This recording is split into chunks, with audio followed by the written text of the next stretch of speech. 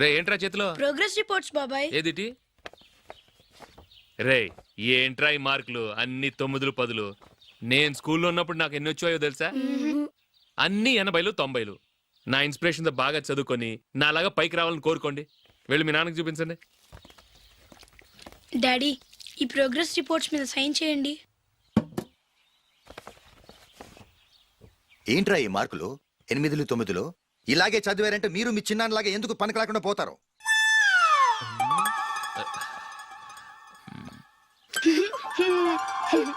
ఏం చేయమంటారు డాడీ? ఏదన్నా డౌట్ అడిగితే ఎవ్వరూ క్లియర్ చేయట్లేదు. సరే ఓ ట్యూషన్ మాస్టర్ని ఏర్పాటు చేస్తాను, బుద్ధిగా చదువుకోండి. ఈ పెన్ ఒకటి రాసి చావదు, దీన్ని మార్చేయాలి.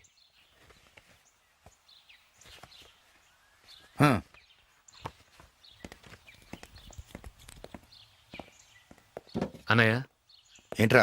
క్లోజ్ ఫ్రెండ్ పెళ్ళి ఒక 500 ఇస్తే గిఫ్ట్ కొనుకెళ్తాను. నువ్వు గిఫ్ట్ తీసుకెళ్తే నువ్వు కష్టపడి సంపాదించి కొనుక్కొచ్చావనుకుంటాడా? బేవర్స్ గాడమని తెలుసుగా, ఊరికే వెళ్ళి చేయి కలుపు, అదే ఎక్కువ. ఒట్టి చేత్తో వెళ్తే నాకు అవమానంగా ఉండదు? పని పాట లేకుండా ఖాళీగా తిరుగుతున్నావు, ఇది మాత్రం నీకు అవమానంగా లేదా? పోరా. పెన్ను మార్చుకోవటం కాదు, ముందు నీ క్యారెక్టర్ మార్చుకో.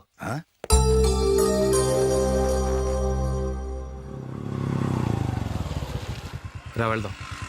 ఏమన్నాడు? టెలిఫోన్ బిల్ కట్టమని డబ్బులు ఇచ్చాను కదా, కట్టావా? కట్టాను మావా. చేతిలో ఏం లేదు, పెళ్లి గిఫ్ట్ ఏం తీసుకుంటాం లేదా? లేదు మావా, వాడు నేను బెస్ట్ ఫ్రెండ్స్. నేను గిఫ్ట్ తీసుకెళ్తే ఏంట్రా అంత పెద్దవాడు అయిపోయావా, గిఫ్ట్ తెచ్చి నన్ను పరాయవాడిని చేస్తున్నావు అని వాడు ఫీల్ అవుతాడు. జూలీకి వాడితే నాకు అంత ఫ్రెండ్షిప్ లేదు. ఓహో అలాగా, జాగ్రత్తగా వెళ్ళండి.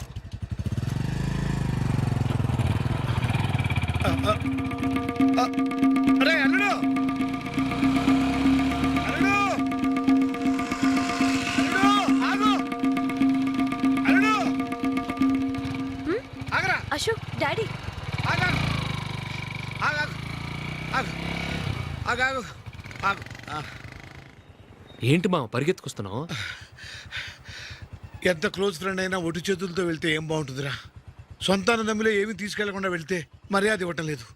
నువ్వేం చేస్తావంటే ఈ ఉంగరం తీసుకెళ్లి పెళ్లి కొడుకు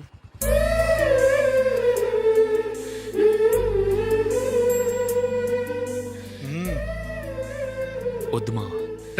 తీసుకెళ్ళరా. సరే తొందరగా వచ్చేయండి. అలాగే.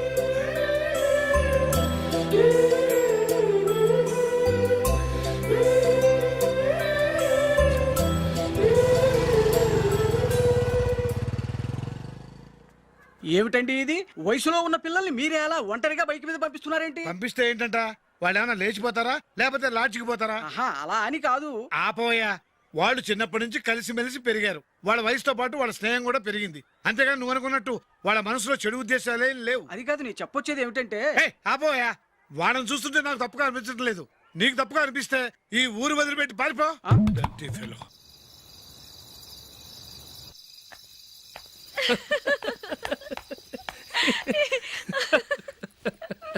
ఏంటంత పగలబడి నవ్వుకుంటున్నారు? ఏం లేదు నాన్న. అదేదో నాకు చెప్తే నేను నవ్వుతానుగా. మేము పెళ్లికి వెళ్ళామా, అక్కడ తెలిసింది పెళ్లి కూతురు ఫాదర్ మా హోల్ తెలుగు మాస్టర్ అని. నమస్కారం మాస్టర్. నమస్కారం. మీరు ఎవరు? మేము సార్ మీ ఓల్డ్ స్టూడెంట్స్. నేను అశోక్, ఇది జూలీ. ఓహో మీరా, బాగున్నారా? బాగున్నాను సార్. నమస్కారం. ఇందులో అంత నవ్వడానికి ఏముందమ్మా? చెప్తాను. మీరు పెళ్ళికొడుకు ఫ్రెండ్స్ అండి? అవునండి. పెళ్లి కూతురు తండ్రి కూడా మాకు తెలుసండి. మేము చిన్నప్పుడు ఆయన దగ్గరే చదువుకున్నాం. చాలా మంచి మనిషి. ఆయన మనసుకు తగ్గట్టే మంచి భార్య దొరికింది. ఆయన భార్యని మీరెప్పుడు చూసారండి? ఇప్పుడే డైనింగ్ హాల్లో. ఎక్కడ చూసారు? డైనింగ్ హాల్లో.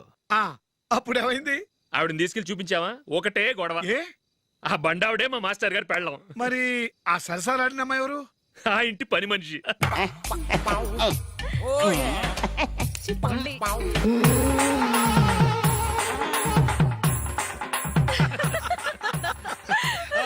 తర్వాత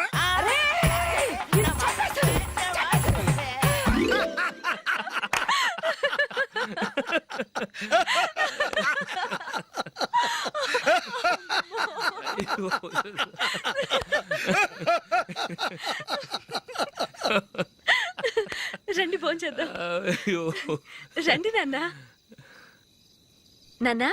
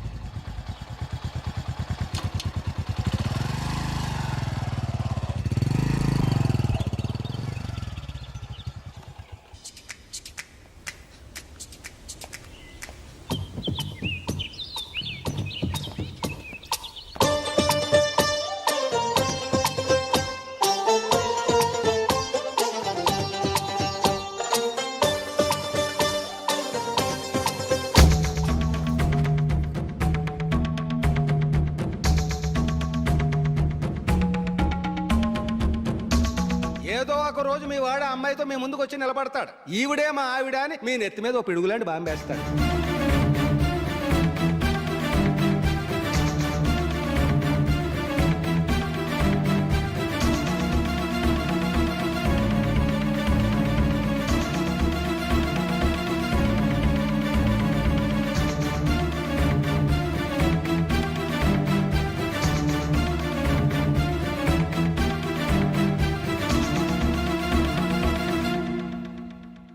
నీతో మాటలేంట్రా? నీకు ఇంట్లో ఉండే అర్హత పోయింది. ఈ క్షణం ఇంట్లోంచి పోరా.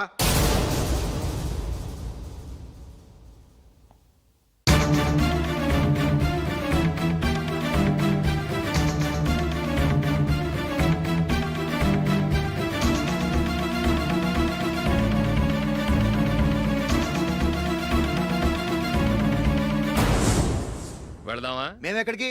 ఈ ఇంట్లో నీకెంత హక్కు ఉందో నాకు అంతే ఉంది. తాత ఆస్తి మీద కొడుకులు కాకుండదు, మన వాళ్ళకే. ఆ పైన తాతకు తప్ప ఎవరికి నన్ను ఇంట్లో నుంచి బయటకు వెళ్ళమనే హక్కు లేదు. ఇల్లు విడిచి వెళ్ళడం అంటూ జరిగితే అందరం బయటికి వెళ్ళాలి. ఇల్లు అమ్మితే వచ్చిన డబ్బుని అందరం సమానంగా పంచుకోవాలి. లేదా అందరం కలిసి ఇక్కడే ఉండాలి. చెప్పండి, ఏం చేద్దాం?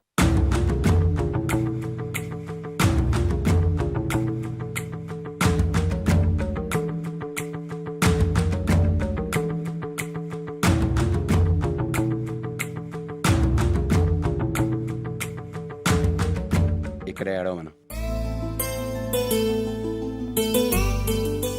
రాజులే,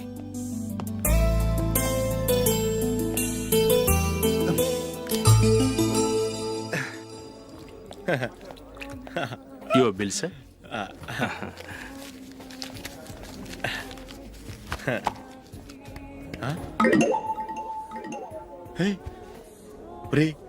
దొరికేసేవరా? పరిస్థితి మర్చిపోయాను. అయ్య బాబాయ్, దెబ్బైపోయాను రా. నేను కూడా పర్స్ తీసుకురావడం మర్చిపోయాను రా. అవును మరి, నువ్వు తెస్తే అందులో డాలర్స్ గోల్డ్ బిస్కెట్స్ ఉంటాయి. మహా అయితే లాటరీ టికెట్ లాండ్రీ బిల్లు ఉంటాయి, అంతే కదా? ఊరుకురా. 450 రూపాయలు బిల్లు అయింది. ఇప్పుడు ఏం చేయాలి? ఒరేయ్, అక్కడికి ఐడియా రా. ఉన్నానండి. నమస్తే సార్. సారీ సార్, ఆ రోజు జరిగింది మీరు ఇంకా మర్చిపోలేదు అనుకుంటాను. నేను తప్పు చేసి మిమ్మల్ని ఇరికించాను సార్. దానికి నేను చాలా ఫీల్ అవుతున్నాను సార్.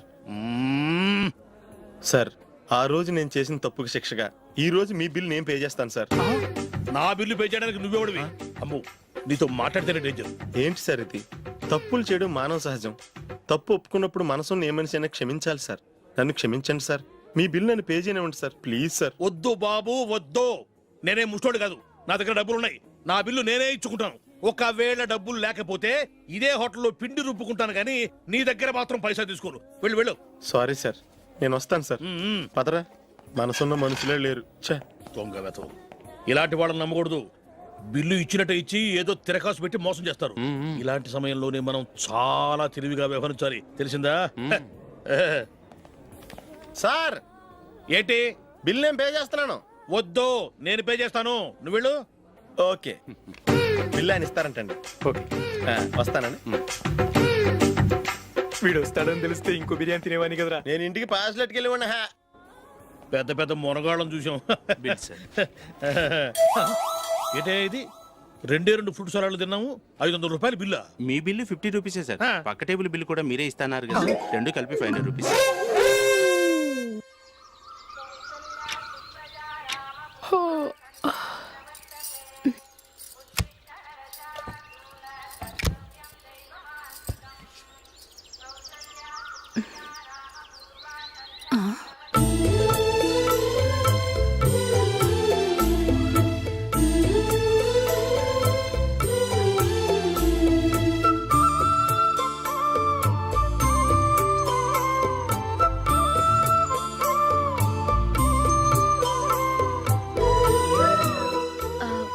రంగుల ముగ్గు ఒకటే నాకు తెలుసు.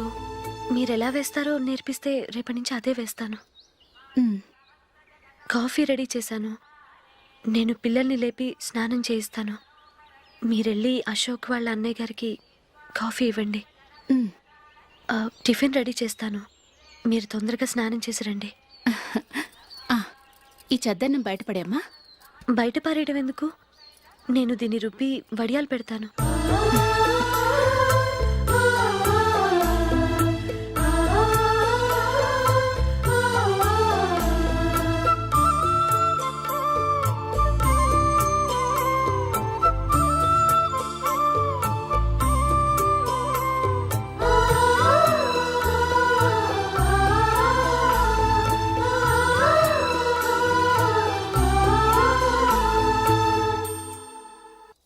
ఆ,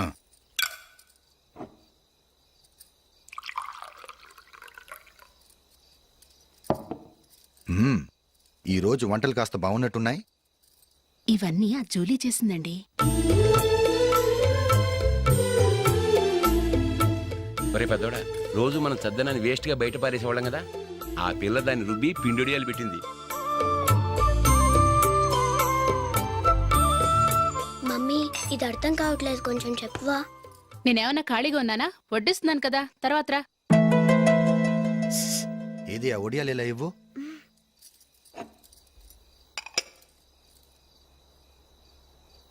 మమ్మీని డిస్టర్బ్ చేయకండి, నేను చెప్తాను, సరేనా?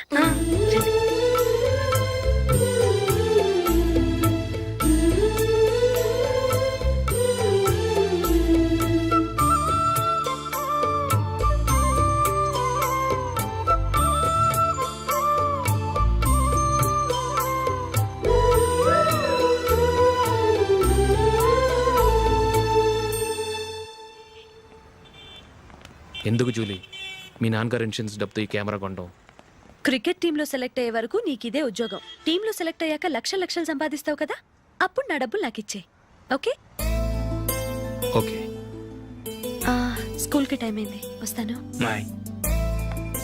రండ్రా.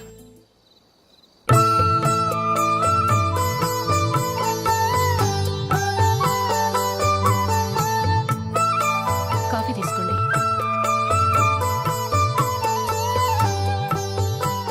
కాదు, నేను చెప్పిందే కరెక్ట్. నేను చెప్పిందే కరెక్ట్. మీ ఇద్దరు కాదు, నేను చెప్పిందే కరెక్ట్.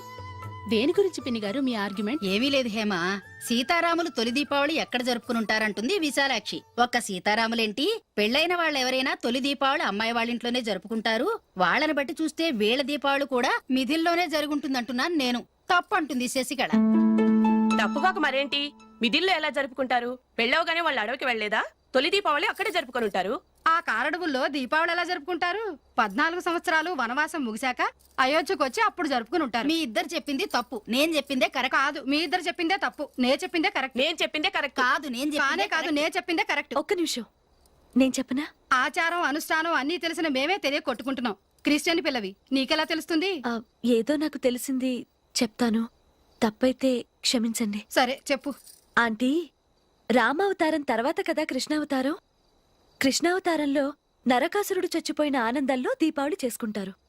దీన్ని బట్టి చూస్తే రామావతారంలో అసలు దీపావళే లేదు. అలాంటప్పుడు వాళ్ళు తొలి దీపావళి ఎలా చేసుకుని ఉంటారు?